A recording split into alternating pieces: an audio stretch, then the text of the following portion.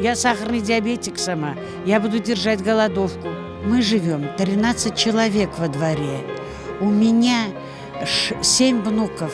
Мало меньше. Мы так надеялись получить кусок земли вот этой. Она нам очень нужна.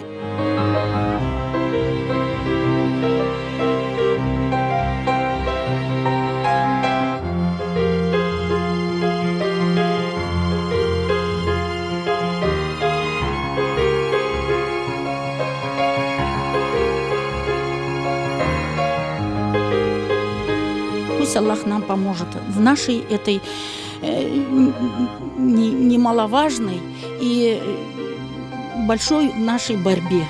Пожалуйста, узаконьте нас, наши требования, наши дома, наши участки.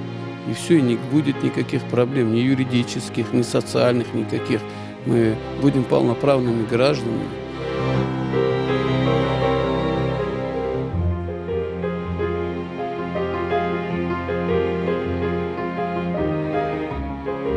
В 1944 году нас выслали, забрали наши дома, все, мама умерла, и до тех пор мне кусок земли не дают.